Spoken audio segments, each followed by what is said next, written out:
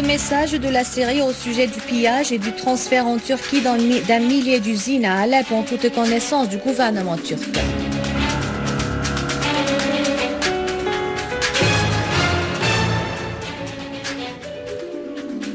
L'Iran, la Russie et la Chine réitèrent leur soutien à tout effort qui accélérerait le règlement politique de la crise en Syrie.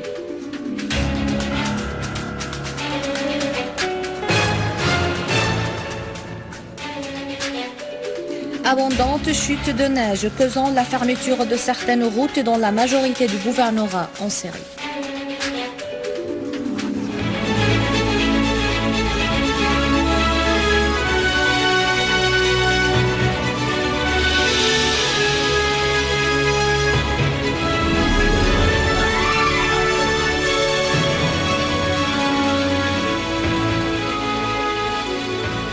Bonsoir, les détails du journal. Le ministère des Affaires étrangères des expatriés a affirmé dans deux messages identiques adressés aujourd'hui au président du Conseil de sécurité et au secrétaire général de l'ONU que le pillage de près de 1000 usines à Alep et le trafic de leurs équipements vers la Turquie avec une facilitation complète du gouvernement turc était un acte illégitime et s'inscrivait dans le cadre de la piraterie et des actes d'agression qui visent le gagne-vie des Syriens.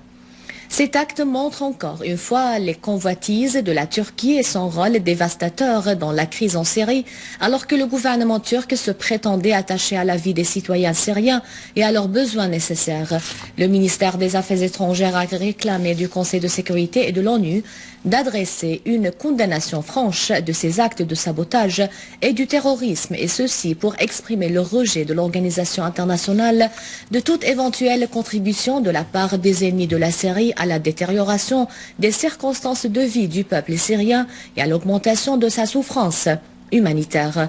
Le ministère a appelé à prendre des mesures juridiques à l'encontre du gouvernement turc pour l'obliger à rendre ses biens à leurs propriétaires et à les indemniser conformément à la loi internationale.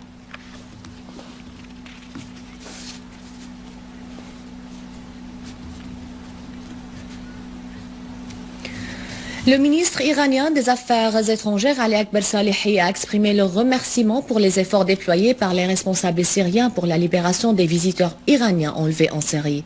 C'était lors d'un entretien au téléphone entre Salehi et le ministre des Affaires étrangères Walid al-Muallem, où les deux responsables se sont entretenus des développements en cours en Syrie et des points essentiels du programme politique proposé par le président Bachar al-Assad pour résoudre la crise en Syrie. Pour sa part, Al-Muallem a souligné que ses efforts versés dans les relations de fraternité entre l'Iran et la Syrie. Le ministre iranien des Affaires étrangères, Ali Akbar Salehi, a affirmé que le fait de parvenir à une solution à la crise en Syrie était à la tête des priorités dans la région, soulignant que toutes les parties concernées pourraient trouver dans les plus brefs délais une solution de cette crise et d'une façon qui empêche l'intervention étrangère.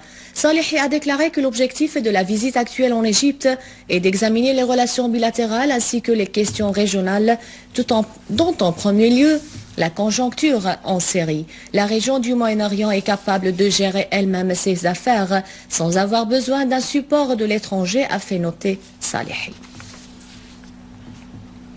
Le ministère russe des Affaires étrangères a déclaré que la position russe n'a pas changé envers la crise en Syrie, une position fondée sur le principe que les Syriens sont les seuls à décider le développement ultérieur de leur pays, exprimant de nouveau la disposition de la Russie à contribuer dans l'amorce d'un dialogue entre le gouvernement et l'opposition en Syrie. Le porte-parole du ministère russe des Affaires étrangères, Alexandre Lokachevitch, a déclaré que tous les joueurs étrangers doivent multiplier les efforts pour assurer les circonstances propices afin d'entamer un dialogue national en Syrie sans conditions préalables, en toute harmonie avec la déclaration de Genève. En réponse aux commentaires de la porte-parole du secrétariat d'État américain au sujet de l'intention d'utiliser la rencontre tripartite au sujet de la Syrie qui se tiendra demain à Genève entre les représentants de la Russie, des États-Unis et l'envoyé onusien Lakhdar al-Ibrahimi comme mécanisme supplémentaire pour faire pression sur la Syrie et sa direction, Loukachevitch a souligné que le ministère russe a publié hier dans un commentaire privé la vision russe de l'entrée préliminaire des objectifs de la prochaine tournée des consultations tripartites à Genève, réitérant que la position russe reste inchangée.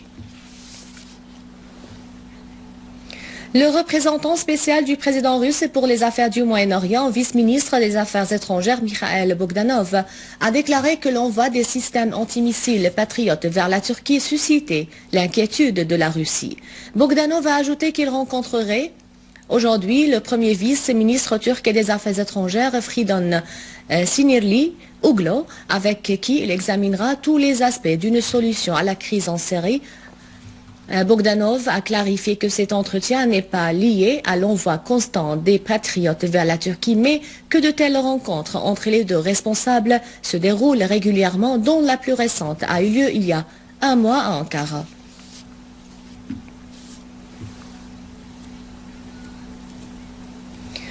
Et la Chine a émis l'espoir de voir la réunion tripartite demain à Genève entre les représentants de la Russie, des États-Unis et de l'envoyé onusien Lakhdar Brahimi contribuer à trouver une issue à la crise en Syrie par les voies politiques.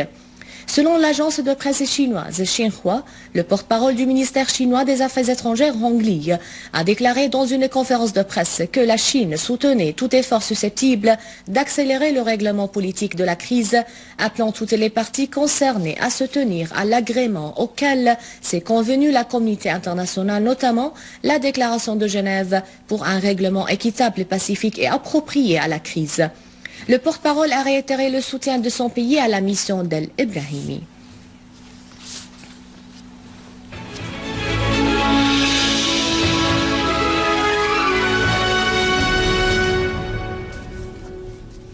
Des sources médiatiques ont affirmé qu'une explosion est survenue au centre de Tel Aviv. Les sources ont indiqué que l'explosion a eu lieu près d'un bus faisant nombreux blessés.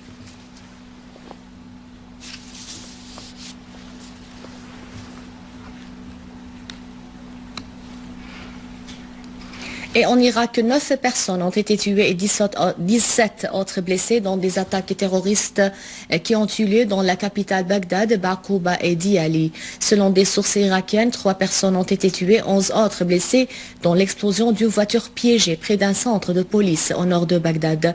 Et à Baquba, 6 personnes, dont un officier, ont été tuées et 6 autres blessées dans de divers attentats, alors que 2 personnes ont été tuées et une 3e blessée dans l'explosion d'une charge explosive au centre d'El Mekdadia, à l'est de Baquba.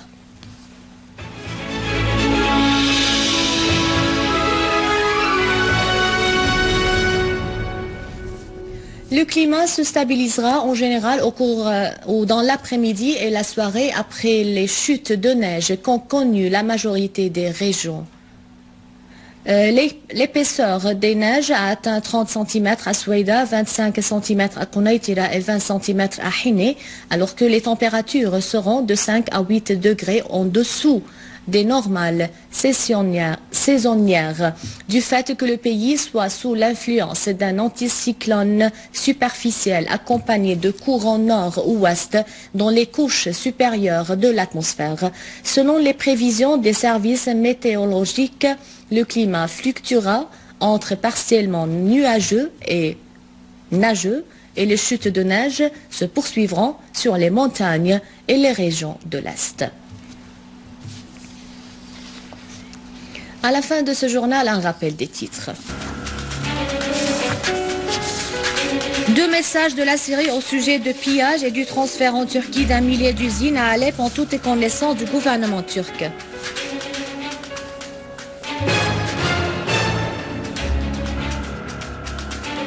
L'Iran, la Russie et la Chine réitèrent leur soutien à tout effort qui accélérait le règlement politique de la crise en Syrie.